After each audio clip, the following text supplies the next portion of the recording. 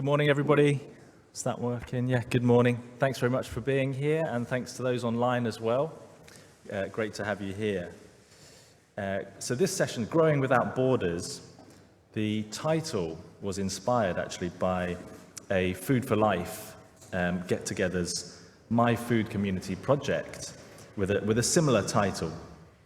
And that project, we've had not Joe, I said the wrong person. We've had Eric and Carol involved in that project, and they're going to kind of delve into that in much more detail. But generally speaking, it's a project that looks at growing culturally appropriate veg, exotic veg, vegetables from other climates in the UK. It's kind of pushing the boundaries, seeing what's possible in this environment, in this climate. But it's very much in the citizen space. So by that we mean, it could be windowsill growing, it could be growing in the back garden, potentially allotments. Absolutely. Yeah. Allotments, yes. So that kind of space. And what we're looking for in this session is just to kind of see what might transfer over, what might translate to growers who are interested in expanding their produce lines, for example, who are interested in improving their climate resilience, looking at, as I said, looking at growing crops from other cultures where there's different climates. That's going to be just an increasingly important thing to do in the next decade, 20 years, 50 years. So what lessons are there? What opportunities? And last but not least, of course, the notion that the crops that we grow here, we can diversify the UK horticulture. What we grow, it basically includes people or excludes them. So if we have a diverse range of crops available in UK horticulture, that means we're better representing the diverse range of cultures that exist in the UK. So just a little bit more, and then Joe is going to come in from a chef's perspective, looking at the journey kind of post-harvest.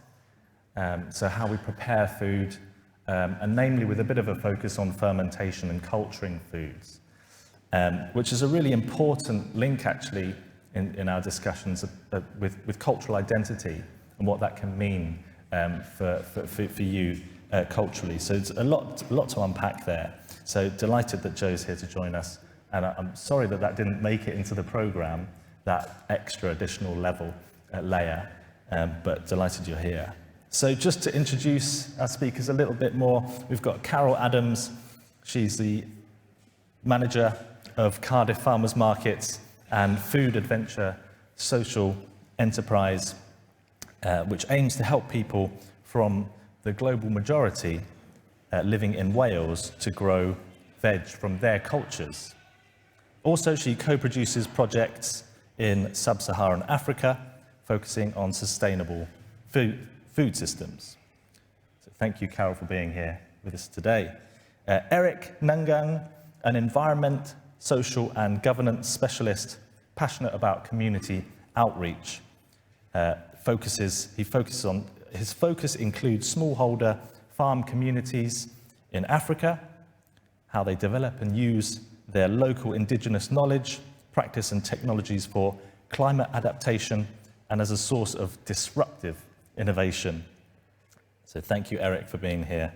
And Joe Marchandise, chef, fermenter, and grower, which is if anybody attended the talk yesterday in St. Aldate's Church, which was about connecting chefs with growers, this really feels like a kind of almost part two of that, because it'll explore that relationship with Joe being here a little bit further, with a particular focus on say, culturally appropriate veg.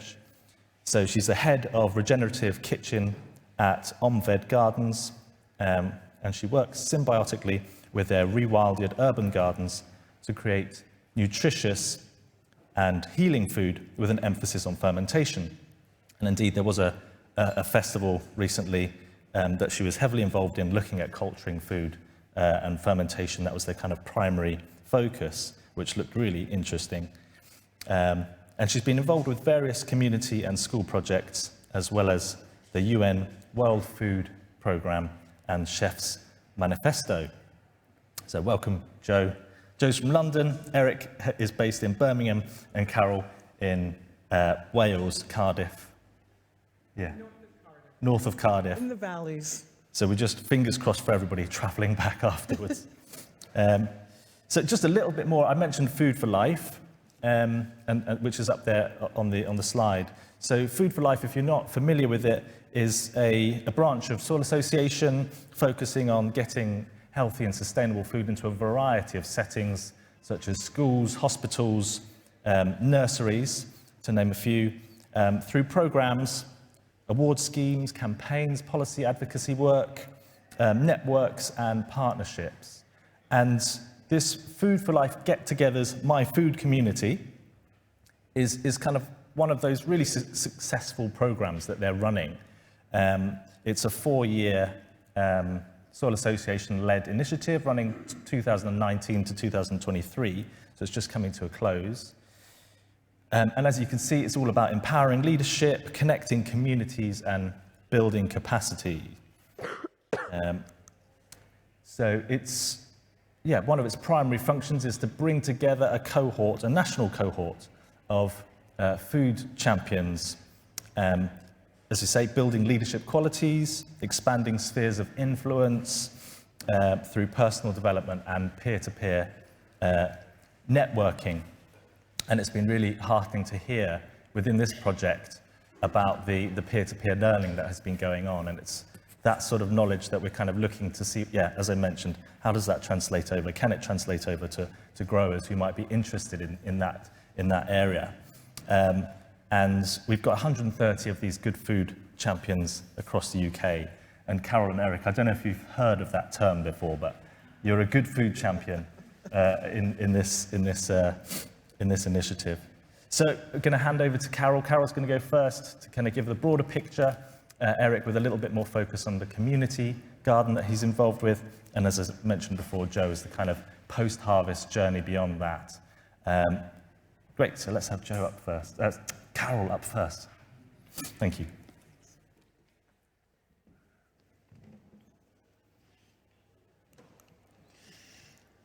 Okay, so one thing I've been told is don't press the black button. So of course, I'm just holding this thing like, oh my God, the black button is calling to me. So, okay, sorry about that. My name is Carol Adams. I'm originally from the Bahamas, and I moved to Wales about 16, 17 years ago. As Hugh mentioned, I manage a network of farmers markets in Cardiff. But for my food activism, there's a group of us, and we formed a Food Adventure Social Enterprise. And so this project, Back to Our Roots, Growing and Sharing Without Borders, is part of this group of us that have formed Food Adventure. Some of the things that we do are this project, which I'll talk about. We also have a learning exchange between artists and Welsh producers and small-scale producers in Wales, sharing knowledge about different techniques for agricultural products, how to add value to agricultural products.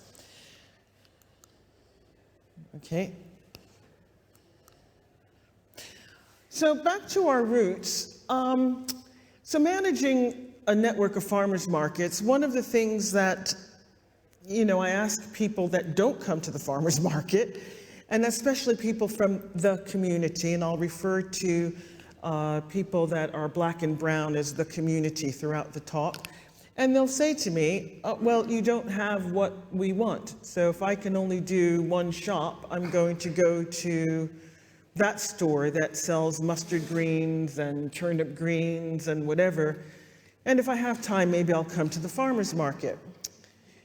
And then I had to look at my own shopping habits and say, well, where do I shop? I'm like, well, gosh, if I want some Bahamian food, because that's part of my heritage, I'm off to, and I live in the valleys. So, And if you meet me on the street, you'll think, oh, she's a climate activist and this, that, eat local, whatever.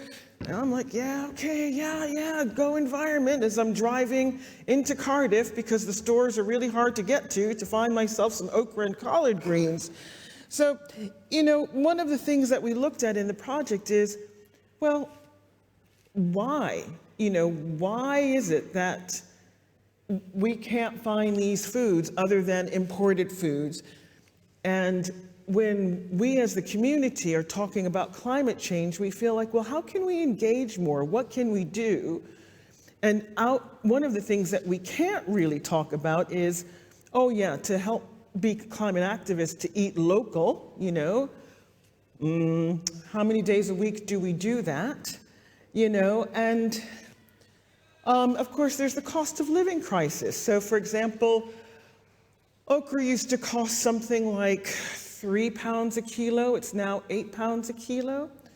So that was sort of the background of the project. It was sort of, well, what can we do? And why are we buying imported global veg? And so we started. And part of what Hugh alluded to was talked about was the My Food community. So while this is going on in my mind, we're at a My Food community event, and they brought the cohort together. And just by chance, I think during the last half hour, I sat at the table with Eric and we started talking. And he shows me on his phone the vegetables he's growing, and I don't want to take your talk. And it was like, oh my God, they're doing it. And then it was the confirmation, that's it, someone's doing it. I see the proof in these photos, we're going to launch. So the model of our program, we didn't have access to space, so we couldn't run our program in a community garden or an allotment. So I was thinking, well, how do we do these skills, when we don't have the space? So then I thought, well, really, everyone's got a little bit of space. And as Hugh mentioned, you've got some people had a front yard, backyard, or you could share spaces. So we focused mainly on the skills needed. How do you grow these vegetables in whatever space you have? So we didn't have access to farmland or anything, but we grew, as you'll see. We started out dining room tables, windowsills, and we really had to start. Our group had never grown in the UK.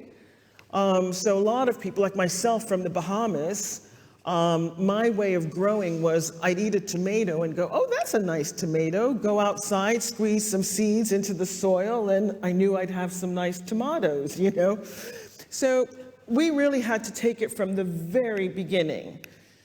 And I mention this because in this room are farmers who have a lot more knowledge than we did to start with. So we started at the beginning, dining room tables, windowsills. We found great seed companies with exotic veg. There was the Wales Real Seed Company, so we could find organic seeds that have been grown in this climate, which was really important, to find seeds that weren't just seeds, but seeds that had been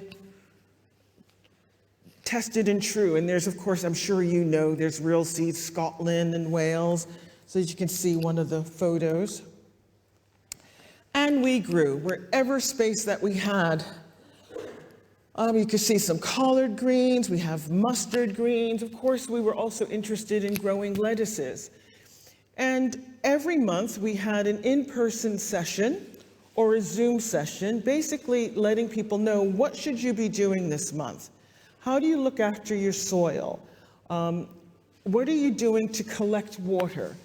Because we also wanted to grow responsibly. And after all, we were being supported by the Soil Association.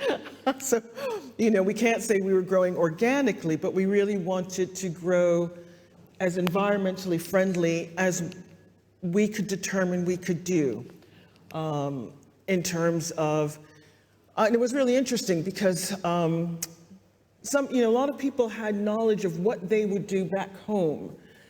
So for example, my grandmother, she would always take certain weeds around the house, boil them down, and use them as fertilizer. And then I realized, the equivalent here is the nettles. You take the nettles here and do that. So some of us had some knowledge of different things. Now, this crop is callaloo or amaranth.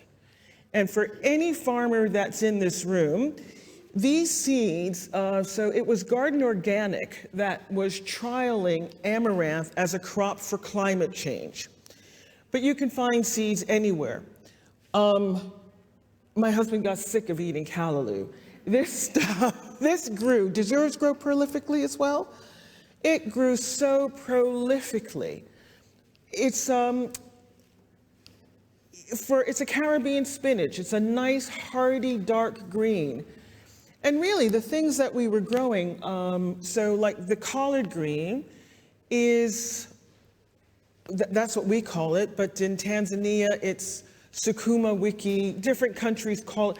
Of course, everyone says, well, why don't you call it the Latin name? I said, well, if I do, no one's going to know what I'm talking about because we call it collard and I'll just learn the different names for it. But the greens grow really well in Wales. And these are from people who did not know how to grow in this climate. And you can just see we grew on patios. That's Jody, who never grew a thing in her life, and there she's going with all of her crops. And it really was, every month we just talked about what should we be doing now? What can we plant? What do we sow? How do we get rid of bugs? And the interesting thing that we found is, because we were also growing the traditional veg you can buy in the supermarket. So I was growing Cavolo Nero and collard greens. Well, those white things were eating all of the Cavolo Nero. They didn't know what the collards were. They left them alone. So it's like I did much better. We all did much better with our other crops. But most importantly, so we met in a community center to learn how to grow. And we would come in, learn the skills that we needed, then go home to our spaces and grow vegetables. And here are some of the vegetables that, and that's, I think she's got in there some okra. So that's, everyone said okra can't grow in Wales. I'll show you that okra can, it is difficult. It's not as easy as the greens. And why is okra, that's my challenge is, growing more okra. If you go to any sort of Indian restaurant, you will find okra on the menu. When you think of the amount of okra that is imported in this country, and we who have never grown before grew okra. Why are we importing this all? Maybe, I don't know, I'm not a farmer. I can't tell you how much resources, but there you go. A little bit of a crop. That's the beautiful okra flower. And some of us had small crops, but we were certainly cooking with it, sharing with it. And do you know what that feeling is like when, you're growing your own food and finally for the first time you're growing also what you really want to eat? It was just pure joy. Our WhatsApp group, because we had a WhatsApp group as well, was like buzzing with. Now, I'm not going to remember. So we've got a sort of different type of pumpkin, and kurdu, I think it's called. Okay, a lot of greens, but really, this is just to show you, again, we take it for granted, this is what we grow in this country, but you've got a population that eats a lot of other things, and it can grow. And there we go. We would get together and share our dishes, so here we go. We've got our global food, but with local vegetables. Wouldn't that be nice if you could go to any restaurant And they could say to you, and this is the local, mustard greens from this farm down the road, or this is the local okra. If you go to a lot of restaurants, they always have on the menu, a lot of them do, where, they'll list their suppliers, but they're not going to list, this is from the cash and carry and whatever. Wouldn't it be nice if they could say the name of the farmer where some of these greens are coming from? And the other thing, I don't know, maybe I missed it. Okay, no, I didn't. Green tomatoes. So some of us had trouble with our tomatoes, and they didn't seem to ripen. And then Fiza said, but green tomatoes are a gem. Look at the dish. This is the dish that we wait all year to make. You can only make it once a year because you only get green tomatoes once a year. And so we learned how to make green tomato curry, a delicacy that is celebrated. So if your tomatoes don't ripen, have I got a recipe for you? So that's really our project. We have a network that you can find on My Food Community. We'll get back to being online and supporting that. Some of the things that we learned through the year is really where to buy seeds, how to plant, where to plant, what are some of the pitfalls. And we're also now, I've had a farmer contact me who's in our area saying, oh, I want to try some of these greens, but I can only find seeds on Amazon. I'm like, no, there's the Real Seed Company, go there. They've been, try these places. And it's really nice that some people will trial some of these things. So he's going to take a bit of his land and just give it a try, and wants to know from me, well, what grew well, what didn't grow well, and he's going to give it a go. So we've got that network, and that's me. And I think they're going to, I know you've got links there, but have I taken up all my time? There's still more time, but you're fine. I'm fine? Yeah. And happy to answer questions at the end, but I think I've covered everything that I wanted to say, so don't press the black button.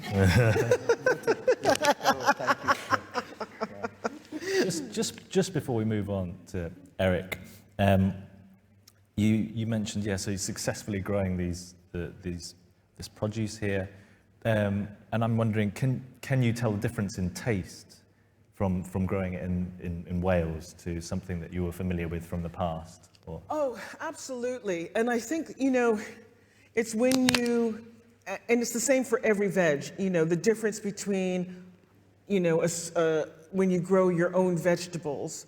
And first thing is, for some of the greens, they are just much more vibrant, when you grow them than what you're buying that's imported. They have more flavor.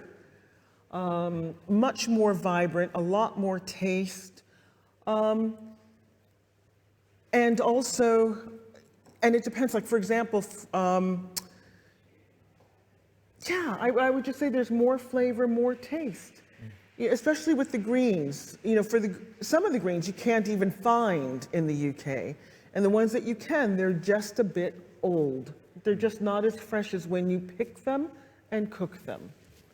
And did you do any calculations, like carbon calculations, how much you might be saving from that importing or anything? Did the project do any of that? We just concentrated on getting those vegetables grown. Yeah. But we looked at what are our resources, the soil that we were using, sharing resources, collecting our own water.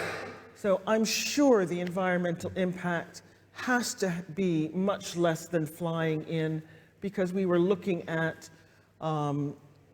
being as natural as possible as well. Because one thing that we read is that a lot of the vegetables that are imported into the UK, although there are standards in terms of pesticides, et cetera, that actually those are the vegetables that have the most residue. coming in. So that's what some research says. I shouldn't say all research says that. So we just concentrated on being natural, sharing amongst each other. So you would just have to assume that growing your own is going to, I can't tell you how much though. We didn't have that expertise at hand to help us. Yeah, no, I think that would be a really interesting project to find out. Yeah, I mean, we're all slightly drawn to figures, aren't we? But I'm sure there would be some really fascinating figures in there, how much carbon would be saved and other resources. And not to finish on a downer, but you mentioned pitfalls. And so what sort of pitfalls did you find in your journey? So I think the most difficult out of what we grew was okra. And for that, and some people tried just to grow it outside, and that was difficult. I grew mine in a greenhouse. It was not as abundant, but then again, your greenhouse is much better than mine. I had to grow mine in a pot in a greenhouse. So I think the okra will need a bit more infrastructure, in order to get a really good crop. The greens, no, the greens just grew everywhere and really in abundance. And that would be the one that I would suggest people look at first. And I think there might be a little bit more trial and error with the okra, because I don't want people to think, oh yeah, I'm going to go plant okra and get a crop in order to sell it.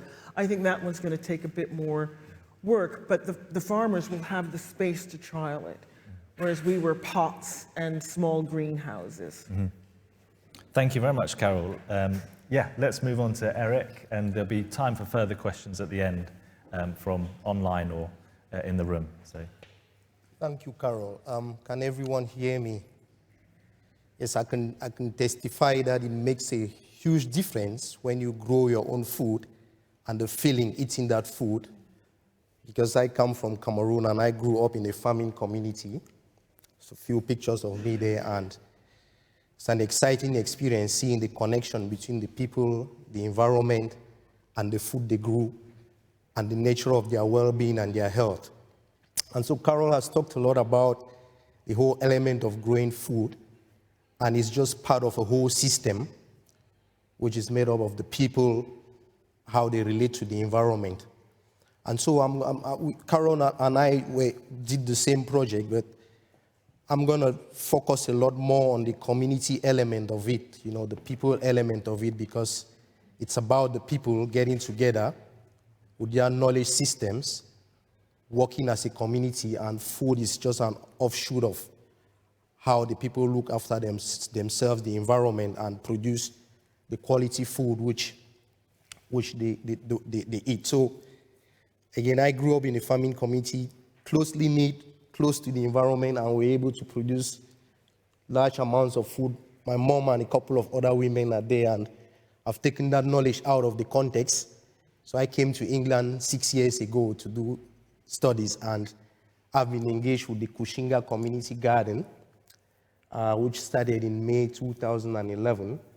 And Kushinga is about, that was way before I came to England, it's about resilience in times of crisis.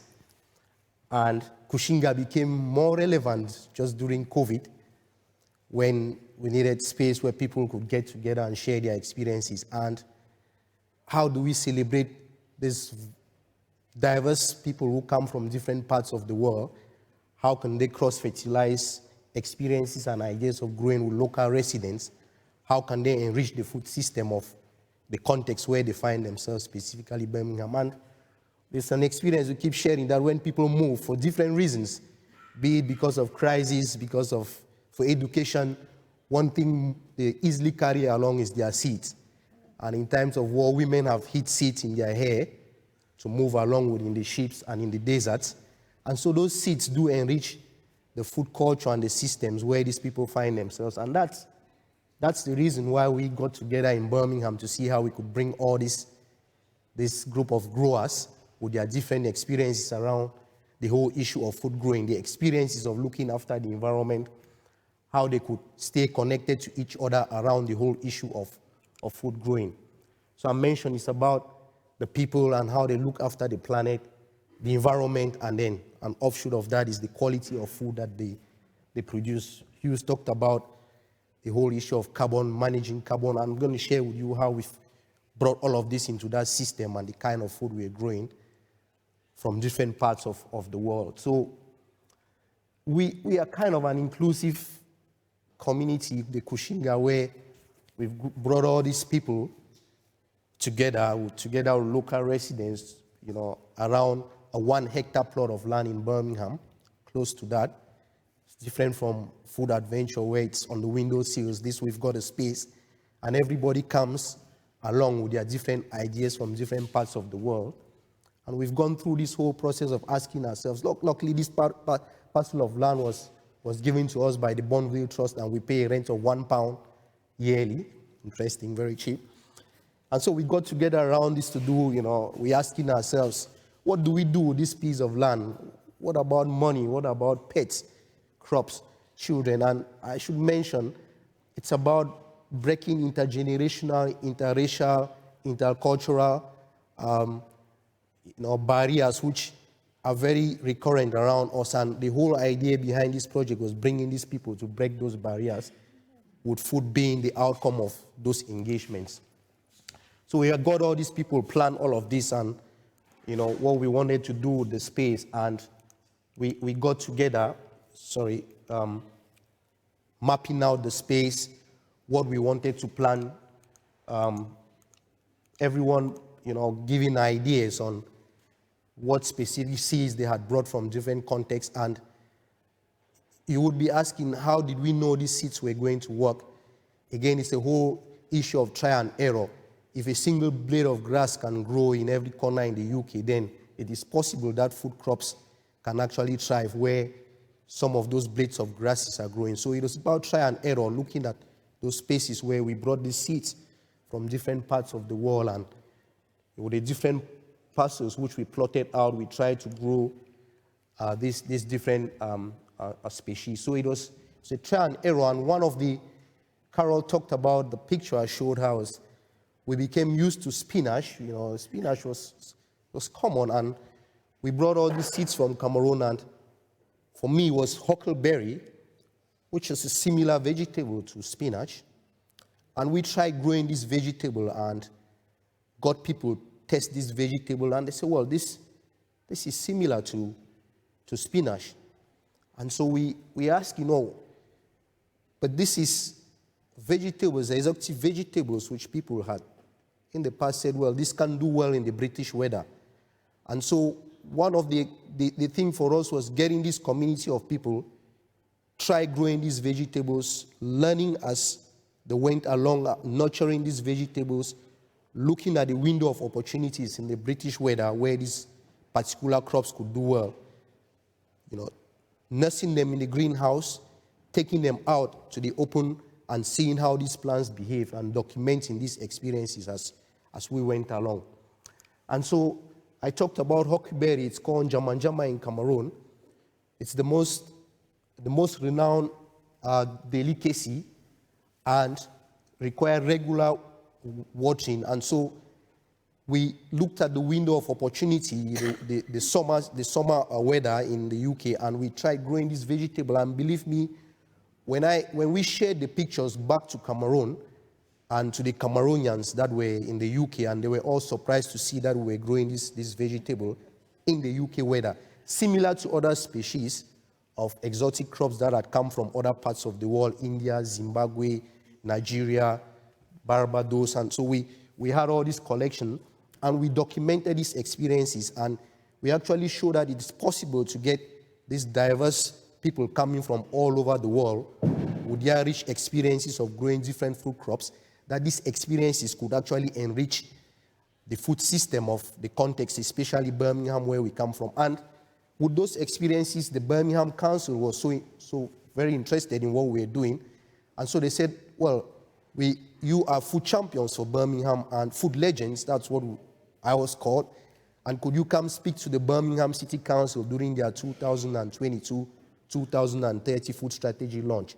And so those are avenues where we've been able to take these experiences where we've done trial and error with success, documented those experiences, shared it with a wider community of growers to be able to understand that it is possible to grow foodstuff from different parts of the world, bearing in mind that there is a risk of, polluting the food system of the UK, and we're doing that in a very controlled manner, connecting with the council, the health system unit of the Birmingham City Council to ensure that whatever thing we are growing is pest-free. So those are pictures of some of the things. So it's a mixture of what the locals are growing, what those who come from other parts of the world get together and share those experiences. So you can see grapes, there is huckleberry, I have them in the boxes, lemon and potatoes.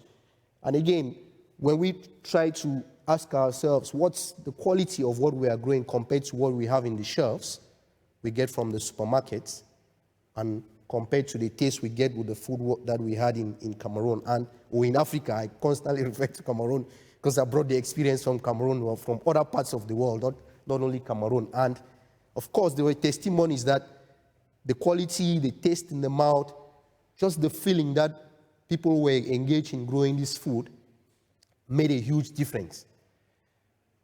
Made a lot different having to eat this food we grew in our own gardens. Now, as Kushinga, we've developed the space to become a friendly space for learning and sharing with the wider community. And we regularly connect with schools. For example, we had students from the Feecroft College come to us to see how we're growing. Some of these students have remained connected with us as volunteers. We've worked with centers responsible for looking at people with special needs come to us to be able to get out of their routine things they do to be in the space and just connect with food growing. And as I mentioned, it's a space to break intergenerational, interracial boundaries. And we've pulled children along. We've used that space as a space to get the children know the carrots don't grow on supermarket shelves, but to get them, nurse those carrots, plant them, and watch them grow and harvest them with us. We've also organized celebratory events. We've organized celebratory events to get people eat the food, learn how to prepare the food, and share the food. I'll take you a little back. This is some of the celebratory events we've had. It's about bringing the cultural element of food growing. You can see me there with my gong from Cameroon. That's a cultural experience. In between the growing season, we get together and do all these celebrations, and speak to our ancestors, to our God, Allah, Buddha, and say, please protect the crops. We demonstrate this and to feed into that whole system of food growing. We get the people who cook together and share that food together. We've developed that space to be a space to exemplify sustainability practices because it's about looking after the environment. Hughes talked about carbon sequestration. We have the rocket stove. It wasn't developed by us, but we've used that rocket stove to be able to produce biochar, which is been used to store carbon, which we put on the soil to fertilize the soil. Everything we do on the 1 hectare plot is organic, no fertilizers. We produce the compost there. You can see we have our compost bins where we convert every biodegradable waste from our homes and those in the garden to produce compost, which we use to grow. We have a compost toilet, an environmentally friendly toilet. I can talk to you about that later on. We have a water harvesting system in the garden where we harvest the water we use throughout the year, especially when we are at the heart of summer. When it's dry, we use water we harvest in the garden. And our polytunnel is a self-watering system we develop in such a way that it captures waters and stores the water underneath the polytunnel, and then it can self-irrigate itself. So we've been able to share, what we are doing in this whole system with other partners. Food Adventure Cardiff, we've had an exchange visit with them. Carol has also come to our garden. We've exchanged with a couple of other garden networks in Birmingham, Kaitan in Swansea, the Birmingham Seed Heritage. I talked about this food strategy launch. We've been invited to creative dinners where we've been able to share how to cook some of the foods we grow by the Birmingham City Councils. And to conclude, I want to share these two things. Growing food is a common language for us. we had an experience where someone was so concerned about the fact that he came from Pakistan and couldn't speak English. But we kept working together, a team of us, and we built the compost bin together. And at the end of the day, we did say, look, the common language we spoke together was being able to build these systems to grow our food, which went beyond the language, the French, English, Pidgin, Mancon, I speak, Portuguese. Growing was a common language for us. And at Kushinga Garden, we learned that nature teaches us a lot about, we are diverse, equal, and inclusive. And we looked at the fruits we grew in the garden.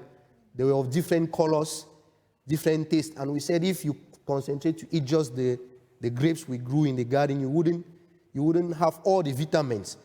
So nature teaches us that with people coming from different parts of the world, we can have a little bit of them together and we'll be able to benefit more than looking at individuals and what individuals bring on the table. Or looking at it as a collective, we'll be able to benefit more, same as eating fruits of different colors and different varieties.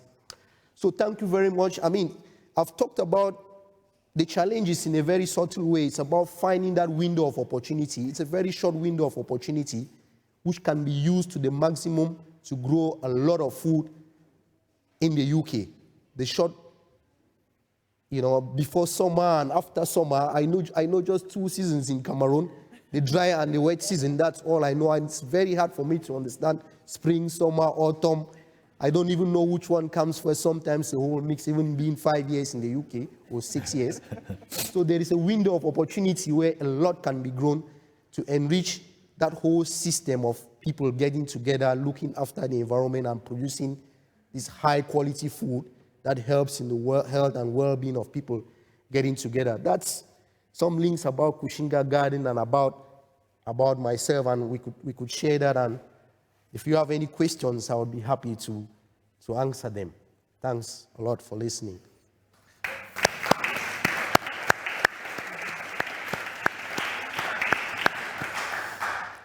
As I say, we will have questions at the end taken from everybody, but I'm sort of selfishly just getting in a couple myself.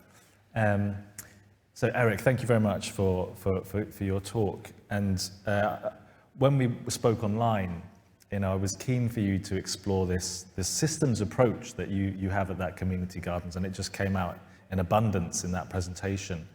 That's something I think that's really important to the organic movement and organic growing, is that the whole system is nurtured. And it's been said quite a few times, I feel, at this conference of food almost being like the offshoot or the byproduct of a really healthy system. And just heard that in your messaging as well. Just one question, because I don't want to steal everybody's questions, but the breaking, you said breaking down, breaking the intergenerational barriers, and that seemed a little bit counterintuitive to me, in that, growing produce I thought might strengthen intergenerational relationships. Could you just speak a little bit more about what you mean about breaking down the barriers there? I'll take you back to where I come from, where we've got a significant amount of knowledge held by growers being lost because you've got a younger generation that is not keen to, or is not interested in that knowledge. So my work specifically focuses on looking at how local knowledge and practices can be transferred from one generation to another, and that's my research in academia. So in Kushinga Garden, we kind of looking at how do we make use of this whole issue of older generation of growers being unable to transfer knowledge of growing healthy food to a younger generation of growers, whom I mentioned kind of think carrots grow on the supermarket shelves and potatoes in bags in the supermarket shelves. So it's about getting a younger generation through the schools, through the hospices, through institutions of learning to get kids get close to experienced growers of food so they can learn how food is grown. Knowledge can be transferred to them. That's at a very small scale at the Kushinga Community Garden, and it's one of the challenges, again, is how do we scale this up so that an older generation of farmers can interact with the younger generation of young people so they can develop more interest in growing. I mean, there's a lot of value in getting young people get active in growing, the health and well-being, the quality of food they eat, the issues surrounding the herd, because, well, I'm not saying it's wrong to go eat have all your food from the supermarket shelf. Carol talked about the impact, the residues from fertilizers. It's not the residues don't only end on the environment, but on us humans. What difference it makes growing that food and nurturing and observing that food grow for personal health, well-being, and psychology. So it's about getting this older generation of farmers who are healthy. Most of them, I would say, they live very healthy way of life, good connection in the environment. How to get the younger generation to understand that is the right way to go. And there are ripple effects to that in terms of environmental benefits, given that we are in a context of crisis, environmental crisis and so many other crises. How could knowledge be transferred from that older generation to a younger generation? Beneficial knowledge, of course. So that's breaking the intergenerational barrier for us at Kushinga Garden and finding ways to scale that up by engaging with institutions of learning and also of health so that they can see the value of this. Yeah, thank you, yeah. And yeah, on a kind of personal note as well, I feel like I've experienced this as well from my mother, her mother and father. They were fish farmers in a remote part of Japan. So up into the waves at like 4 or 5 every morning. That was their life. And you know, my mum, she wanted to become a hairdresser in Tokyo. And that was her big dream, and so she moved away. And then she traveled thousands of miles to come to the UK, and then sort of puts loads of energy into our lives. And then I say to her, I'm thinking about growing. And she's, what? I've worked so hard to get you, into, when I said, I'm really excited about agriculture. I think this is what we need to put our energy into, how we sustainably grow crops. And that's what I'm really passionate about. Oh, and then I almost have to reignite her passion for what she used to do or what her family tradition was. So I feel like that resonates with me, what you're saying there. Thank you, Eric. Let's move on to Joe, and then, as I say, afterwards we'll open up to more questions. Thank you. Hi, everyone. So I'm Josephine Marchandise. I'm the head of the Regenerative and Creative Kitchen at Umwelt Gardens. So it says chef, educator, and grower because whenever someone asks me what I do, this is what I say, because I never really know how to explain what I do. But yeah, essentially, I'm just passionate about food and sustainability. And we have a lovely space, I have a lovely space at Umwelt Gardens to explore this. So I'm just going to talk a bit about Umwelt Gardens and what we do first. So as you can see, there's a greenhouse on the top left picture.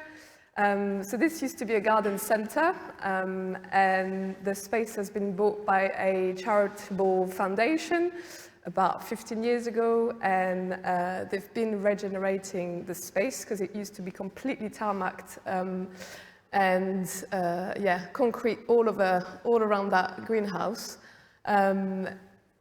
And yeah, I didn't say where it was. Umwelt Gardens is in London, sorry, North London. So it's a land which is about 2 acres, and it was completely abandoned.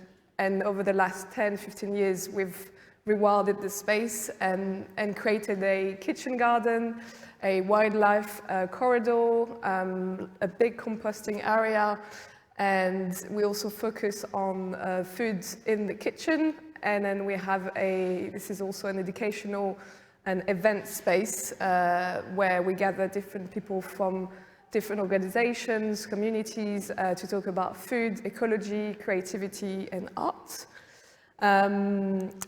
And so I'm just going to show you. So this is an interesting picture from above of our kitchen garden, and it really looks like the seeds of a fruit. And the next is the kitchen garden from the bottom, and it is a weathering still raised beds, and we have loads of beds where we grow. We started growing first like seasonal and local vegetables, and quickly realized how we wanted to diversify and explore and experiment different types of seeds from different parts of the world.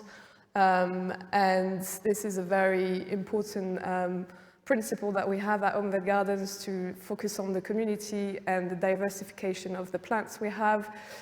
So we grow a lot of callalus, of course, and I'll show you later a bit, like a selection of some plants. Essentially, we focus on medicinal, wild, and plants from representing different parts of the world. And that's just a picture of early spring and then early summer, and it's just so lovely and vibrant. And so that's one part of the garden, but we also have a different part of the garden where we have experimental beds where we focus on heritage and heirloom plants, but mainly tubers, beans, and cereals.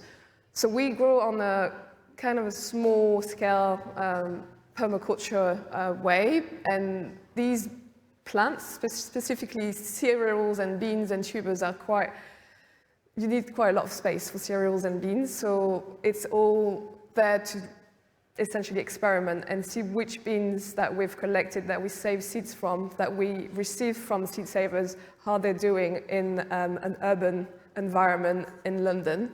And talking about the diversification of the seeds, we have created a seed-saving network. So I don't know if you're familiar with it, but this is essentially a project which has a lot of growers in it, and they're sharing their stories, sharing their seeds, sharing their knowledge about growing food with diversified seeds. And we save the seeds ourselves, and we try to understand how it's doing with the soil, the current soil, but also with the climate that's ever changing. And it's essentially, we're sending free seeds to everyone who wants to get the seeds. And then the idea is to collect the data from the growers to understand how the plants have been doing in Wales, in Scotland. And so the more data we have, the more we can have an understanding of how is that plant doing in South, in West, in North, in Scotland, etc. And so the Seed Saving Network is all about building a community of people and engaging with that community, and exchanging ideas, exchanging stories. There's some really wonderful stories behind seeds we've been given by some people, and it's just wonderful to be able to share that together, share the knowledge, and share how seed sovereignty is a crucial and important part that we need to carry on doing and talking about. So this is essentially a platform, so we have lots of seed swaps and seed festivals that we're hosting in the space. And we were at the Chelsea Flower Show. We had a little garden, and the focus was seed saving, which was quite a different approach to what you normally see, and people were very, very interested and enthusiastic about that. So just a quick example of a few seeds that we've been saving and growing. So the first one is similar to borlotti beans. I don't know if you're familiar with it, and it tastes quite mild, quite nutty, really lovely in salads. Yin yang bean is one of our favorite. I love making cassoulet with it, the French cassoulet. dish, and it's similar to cannellini beans. And then masyang bean, it's a type of Indian mung bean. So all of these beans have been growing so well in London, so hopefully it will grow well if you get the seeds from the Seed Saving Network. And we'd love to understand how, so this is fairly new, but over the last 2 years they've been growing really well, and we want to focus at Umved Gardens to focus more on beans in general, because it's part of so many different cultures, and the food that we eat in different parts of the world is mainly beans and cereals, but it's just a nitrogen fixer. It's wonderful for the soil, it's wonderful for your gut, it's full of protein, and it's kind of the future food for us. So there's a big focus this year on how to approach beans in a more fun and creative way, and yeah, let people understand how it's not just boring and in a can, just baked beans kind of style.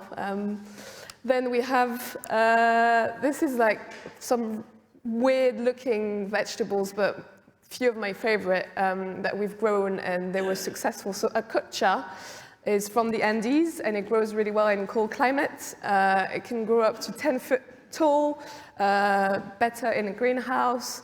And it's originally, so you fry them and you stuff them, but I love pickling them because they have this unusual shape, and they taste similar to courgette and cucumber.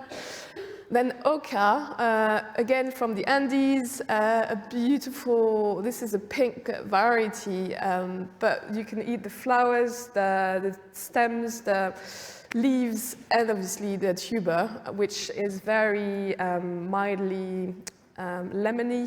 It's similar to potato, and I love making a potato salad with it. And you can actually, I made some fermented miso with it, and it tastes wonderful because you have this acidity, extra acidity. And the yard-long bean, so that was given by a seed saver, Randa. It's from Thailand, and it's our first year growing it, and it was fairly successful. But we've just grown to save seeds from, so we can share it to as many people as possible. First of all, but it's similar to green beans, and in Thailand and India they stir fry it, and it's really wonderful and tasty. Flint corn is more of a common. It's a very colourful corn that is becoming very trendy, and we just love making cornmeal with it. Polenta, because of its color, which is very, very unusual and beautiful. The Spangles chili are a very sweet types of chilies. Make chili jam with it, and fermented hot sauce. But it's also a very beautiful plant to have because it goes from purple to yellow to red. And then cucamelon, this lovely, cute little melon slash, I've got the word in French, pastèque. Watermelon. It's tiny, and I'm sure some of you have already seen it, but as a chef, I love just showing it as a whole because it's so beautiful, and it really tastes like cucumber in a much more complex flavor. Then this is more of a beige selection of food that we're growing, but truly my favorite because they are coming at the end of the autumn, the start of winter. Chinese artichoke, which is also known as kron, and it's a very lovely, wobbly-knobbly vegetable which resembles to an insect, and it's a bit weird, and it draws a lot of attention on the plate when we serve this food, and it tastes a bit like water chestnut, a bit like a root vegetable, and then yacon, that's also from the Andes, and we've been loving growing yacon. It's just so amazing and grows so well, and it's a great substitute for sugar because when you reduce the yacon down, you can create a sweetener, a low-calorie sweetener. So when you have diabetes, or when you don't want to use sugar, you can just use the yacon syrup as a substitute for sugar. And mashra, it's a very similar tuber it tastes a bit like, it's similar to nasturtium because there's similar leaves. The leaves, the flowers are really tasty, but they're very spicy, so spicy. But when you cook them, you get an almond taste to it, which is quite remarkable. And so, yeah, we have the key principle of, building communities, like I say, diversification of the crops and the produce we have in the garden, but we also have this focus in following the principle of enriching the cultures in the kitchen. And my job is to really highlight the stories, highlight the vegetables, highlight the beautifulness of the vegetables, the seeds, and how they represent different parts of the world, not just the UK, not just Europe, and just to, just draw a lot of attention. And obviously, as chef, we have this responsibility to connect with farmers and have the luxury to be able to harvest the food that I'm gonna cook. And not every chef have this privilege. And I really have this urge to get people to understand what it's like to have a vegetable on your plate, and not just, even if it's chard, just telling the story of a chard, telling the story of a callaloo, telling a story of pumpkins, of squash, they all have different stories, and different types of squashes have their own stories, and it's not just one squash. So there's a key principle also that's we're focusing on wild forage foods, food that is nutritious, because so my kitchen is plant-based. And probably have noticed how my passion for vegetables is. So I have it's very important for me for people to understand how plants can be nutritious, not just colorful. And loads of vegetables have protein in them when we don't necessarily know, like nettles, for example. Obviously focusing on seasonality, accessibility, showing food that's accessible, that's affordable, and that's fun. Like, so for example, on that picture on the right-hand side is millet.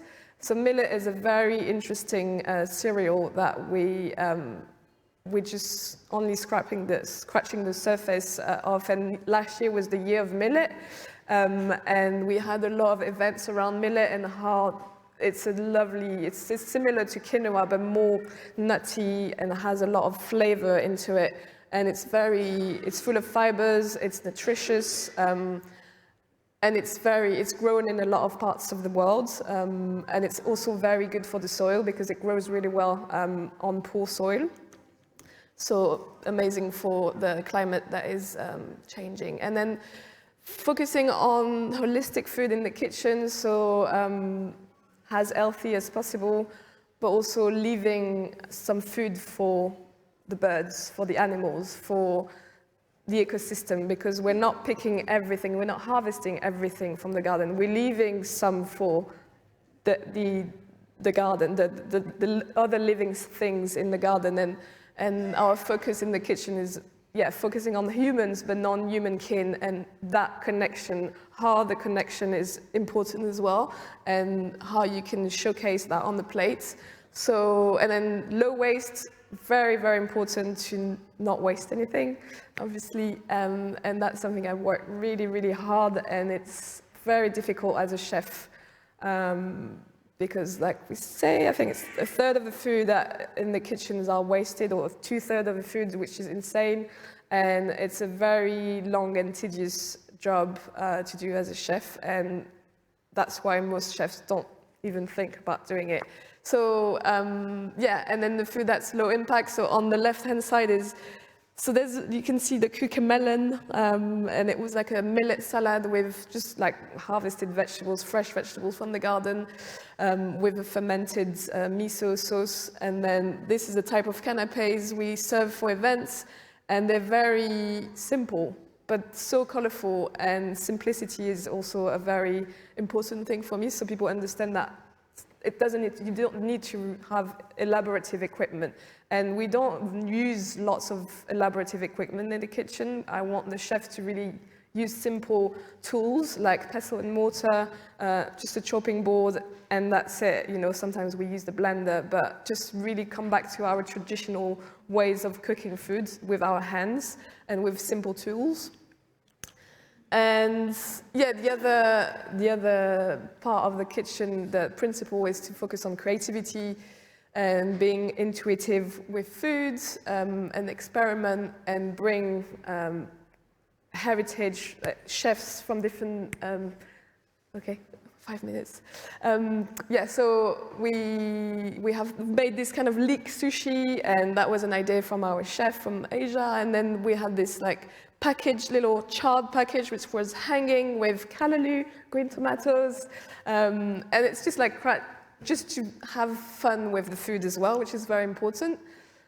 And also, when food is not only coming from the garden, sometimes we harvest a lot of food, and it's a time of the year where we don't have necessarily lots of events. So we do preserve and ferment, and that's kind of our key focus throughout the year. And that's kind of my first love with food. I come from a French farming background and family, and we've always preserved food.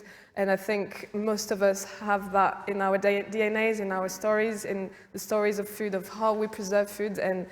And fermenting food is also a big one, because it really brings another level of flavor. It's endless how you can change the flavors, and you can make a lacto-fermented green tomato. I'm always talking about green tomatoes, but it's a good one, good example. And it can change from making it in November to making it with the same recipe in March, because obviously the soil would have produced a different vegetable with different flavors and the sun and everything. So and I think as humans, we have to remember how we share the stories with so many people on this planet by, having to survive winter months. And by doing so, we're alive thanks to people who fermented foods, because throughout the winter months, you would have fermented vegetables, fermented salami and meat and fish, because that would help you to have all the vitamins and all the nutrients throughout the very cold month and difficult month.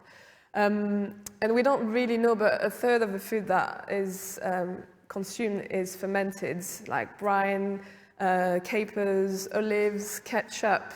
But the sad part is that it's mainly pasteurized. And sometimes you would think, oh, sauerkraut, kimchi, it's expensive, but I'm going to buy it. And sometimes it's pasteurized. So my job is to really focus on having people and creating workshops and talking more about how it's easy to ferment food at home and how it's amazing for your gut microbiome, for the planet, and it's kind of like a reclamation of the past, the present, the future, a bit like seed saving. And I always tell guests and people how, if you don't have a garden and you want to grow foods, ferment foods, because it's like having a garden that's alive, and you have to take care of it. Microbes are, they can spoil your kimchi, they can spoil your fermented hot sauce, and you have to always be there and check. And sometimes it takes a year to make a fermented miso. So on the right-hand side is the yacon syrup I mentioned earlier. And then we make lots of versatile kimchi. So we use cabbage. We don't have that same recipe. It's always very whatever's available from the garden. And the taste and the flavor that we bring on the plate are so amazing thanks to the fermented food and thanks to the microbes. And we share microbes with the soil, with our gut. And I think they're so important in the food that we should eat on a daily basis. And it's just fermented green tomatoes here, on day 3 and then day 10, how the color is changing thanks to the microbial activity. And then, just also being inspired by different cultures and countries and how their methods to ferment foods, like kvass in the Eastern European countries, and vinegar, which is a very big one, and we have a 5-year-old apple cider vinegar, which is there, and tepache, which is a pineapple fermented drink from Central America.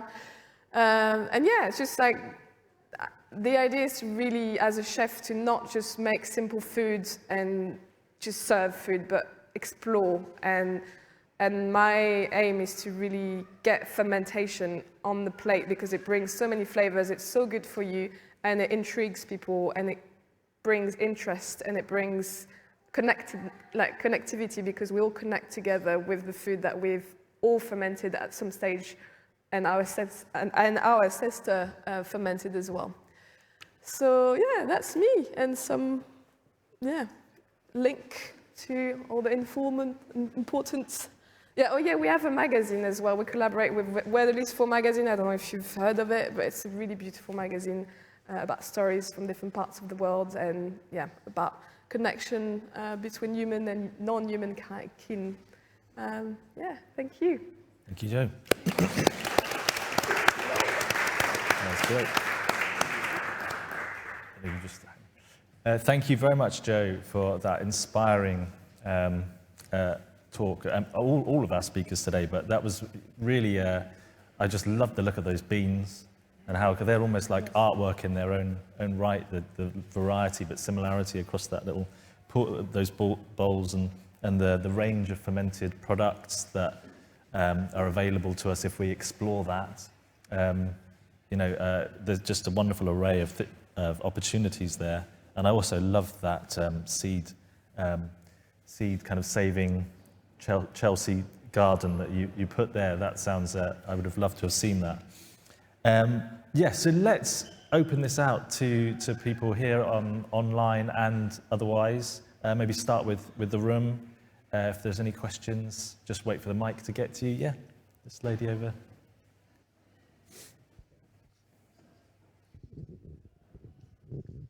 Thank you, all three of you, so inspiring.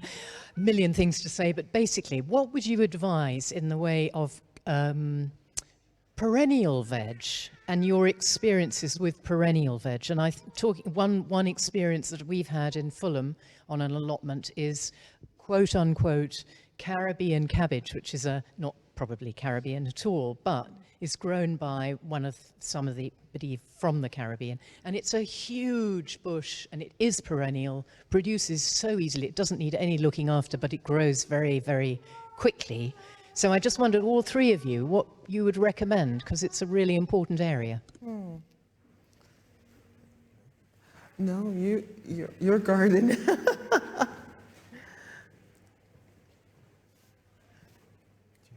Do you have perennial veg that you're growing? We have some. What are your perennials? Well, she talked about the cabbage. We got cabbages. Yeah, cabbages. We do grow. Is your mic on? Oh, good. Sorry, we kind of were trying to connive to decide what to say. Thanks a lot for the question.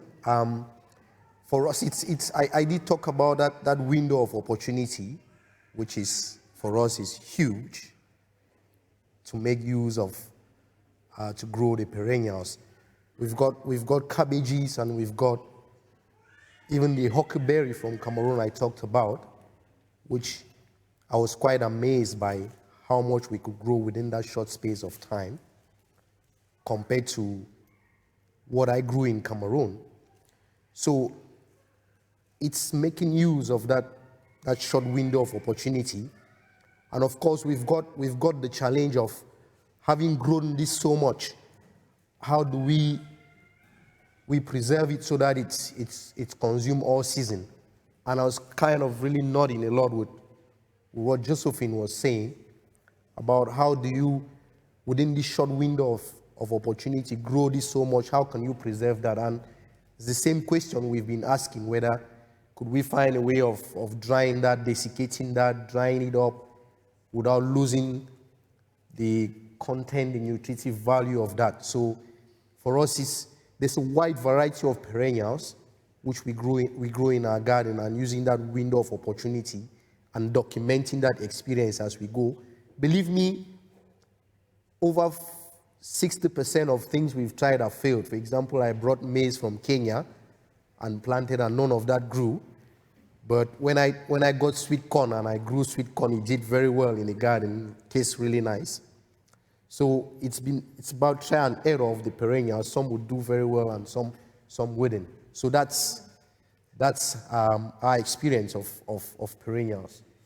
Yeah, I don't think amaranth is a perennial, is considered to be a true perennial, because that's what we really concentrated on. The mustard isn't, the collards aren't. I think the closest, Andrea, I don't think amaranth, it will reseed, but it's not a true perennial. Everyone has said it will reseed and it will grow next year, but it's not so we did not grow a true perennial that way. I don't know what you've got in your garden. I mean, so many different types of perennials, I can't even tell you. It's just like, because we're experimenting, like I said, so we're experimenting, for the seed saving network as well. So just, having this short window and understanding and whether we can save the seeds from it and how long is it going to be that time of saving seeds, and is it going to take space in the bed that we might save for the potatoes, for other veg. But yeah, so many different types of perennials, and it's all about trial and error and understanding that more than which one and when and what space you wanted to have. Yeah.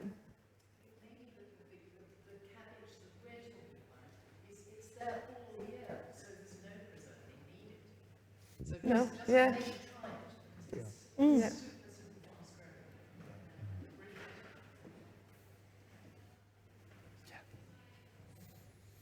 Thank you so much for the inspiration of all the work that you do, and wanted to ask you three about your networks.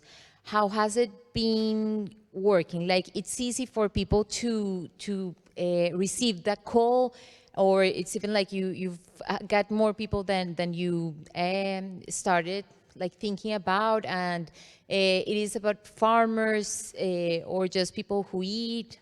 To talk a little bit more about that, please. Thanks. I don't understand the question. So to talk a little bit more about your network, the people, the members that are part of your networks, and if there are farmers and people who want just to learn how to cook or learn how to grow, and how has been like the dynamic of inviting people to join your networks. Thanks. I can start, So we try to reach out to as many children as possible and work with schools, and then also just reaching out to anyone who's interested in growing food, mainly. That's the main element, just growing food and educating and collaborating with them to help them also just come and volunteer in the garden, and then learn about seed saving, and then learn about fermenting, and then they can join the workshops, they can join the volunteering days, they can join some events we're doing with organizations like Food Ethics Council or Word for Program, and get them to really have a feel and have their foot in like this, because obviously London is so big and so urban, and we have these two acres where they can come and really feel like they're a bit in the countryside. So mainly any people who are interested in the connection they have with nature, with the environment, and then with growing food. So with our growing project, we're part of Food Cardiff, which is sort of a sustainable food places network. And basically, we're gearing up for the next growing season.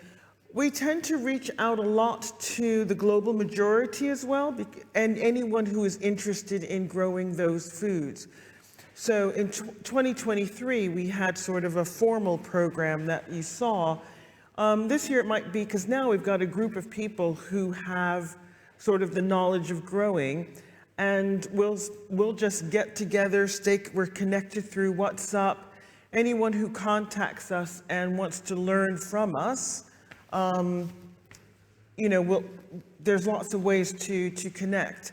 I don't think we'll have such a formal program in 2024, but we're very interested in sharing what we learned, and we will continue, and probably more virtually than in person, now that we've ironed out we've had some of the in-person sessions. So people will hear from us through Food Cardiff. We're connected to, we're very Wales-based, and people will connect with us through various community networks, but a lot through the Food Cardiff, Food RCT. But it's predominantly citizens, isn't it? Oh, absolutely. So you don't have any farmers in the, or growers? Well, no, because our network is for people who want to learn to grow. However, we have farmers that know what we're doing, and if they contact us, like we've got the one farmer now in Lantwick Major who's contacting us to find out what seeds, what grows well. So it's just contact us. We're a very fluid group of people. So we are quite a mixed group of experienced farmers, those who have never grown anything before, who are interested in growing something. And we are connected to the Birmingham Open Space Forum and also the Mother Earth Garden, which are farming networks doing diverse things. And so there's this whole grouping of people coming together of experienced farmers, those who have never grown anything, sharing experiences. So made up of local residents, migrant populations, people who come to Birmingham for diverse reasons, asylum seekers, refugees as well, are all part of the Kushinga Garden community. And then, of course, there's the My Food Community Circle, where people who are interested, it's a new network, and we're going to hopefully have more events in 2024. And that's really for everyone. Anyone who's interested can sign up, have a chat with myself or Andrea on how to get onto the network. So that is another network where we already have a few members, and they're from all over the UK as well as further afield. So that's another network as well. It really strikes me actually just how, it's not quite the right word, well connected, but yeah, the connections that you're making in all three of you, the projects just seem to involve such a large number of people, which is really, really heartening. Let's take a question from online. Yeah, so first question from online. How can we scale up what you do and get more people growing in small spaces? Do we need organisation or funds or any other resources? Wow, I'll take that one. So for our first year, we had funding. And I think, that question of, and what was the funding for? Well, for some people, the barriers to sort of propagators, etc., the space to meet.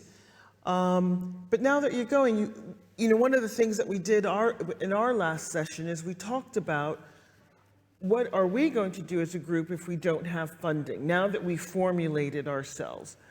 And I think for another group, one of the things that we talked about is that need to share what we learned with others.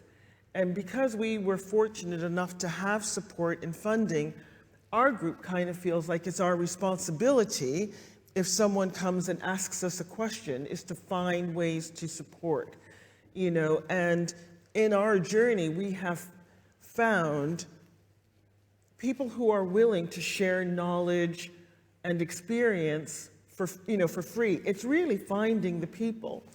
And that's where you can find Eric and I on the My Food Community Circle. I've given my details, and just happy to support in any way. Funding does help things. I'm not going to say it's easy.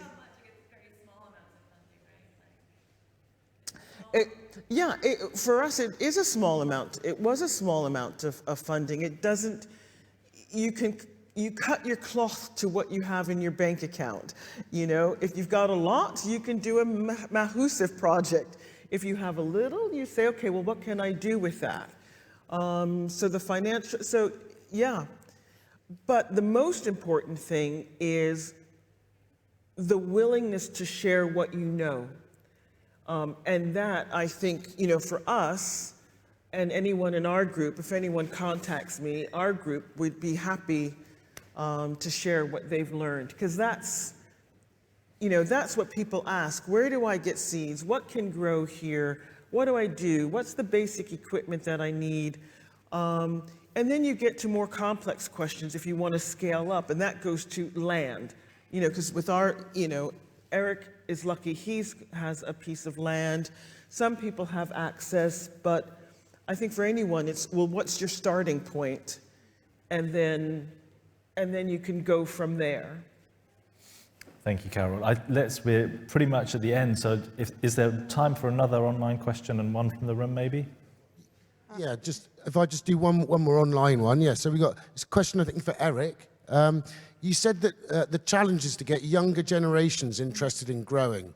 The slides mostly showed primary school children in Kushinga. Do you think that developing joint programs with the secondary schools and more formal horticultural education in colleges can help with this problem?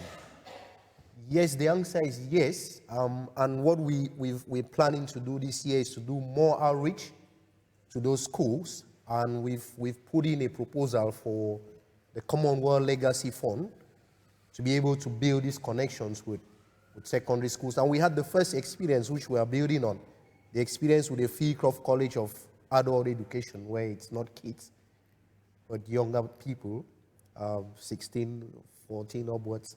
And so we're planning to get some more engagements with these people, with hospices of young people, so they can get involved in some of the things we are doing at the garden. That's the big plan we have for 2024.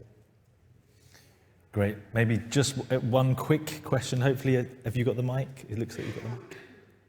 Hello to all in the panel. Thank you for all that cross-cultural exchange. I think we're very fortunate in the UK to have the opportunity to exchange knowledge from different cultures and experiences. I think that was a very powerful message coming from you, Carol, at the beginning, and it has only gone on and developed more with Eric and Josephine. My question for Carol and Eric very quickly would be, so is your produce just enough to share, distribute with your local communities, or do you find yourself often with surplus? And if so, how you distribute that surplus? And for Josephine, almost the other side of that question, as a food producer and fermentator and all that, do you work with food surplus? Do you liaise with food banks or food hubs? And if so, how that comes about when it comes to, you know, making your amazing stuff? We have to be short, aren't we? Yeah, Josephine, you take that. Yeah, I can start.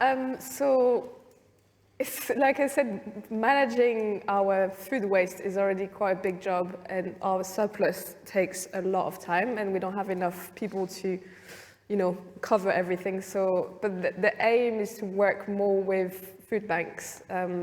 And we haven't started yet, but we want to make sure that we have a solid experimental and fermenting kitchen, so then we can, just engage with other people who are in the need, and association and charities who are working with chefs, and then also we're working with the Chef Manifesto, which is an organization, and it's focused on food waste, and then they can, teach other chefs how to deal with their food surplus. So yeah. And for us, everyone was growing individually. We're not a community garden, so if anyone had a lot of anything, they just shared it within the group or their neighbors, friends, and family. And Eric, you have a different circumstance. Yes, I mean, our main objective is to address food poverty amongst members and volunteers who come to the garden. But at the end of the growing season, we actually have surplus.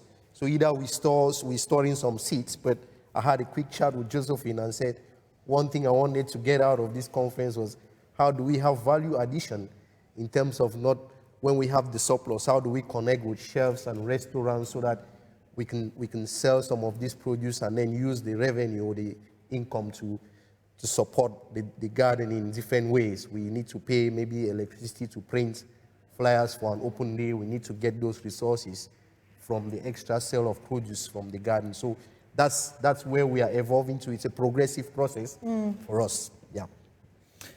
We're going to have to stop there. You did an excellent job of rounding up really the themes that also arose in this presentation. I think that I've learned a lot, and I really hope you have as well. There's so much opportunity there, I think, for on all sorts of levels. Just to mention, I've read this magazine, Where the Leaves Fall, and it's a really great read. So I thoroughly recommend that, but just as an aside. So last thank you to our panelists today. Thank you. Thank you.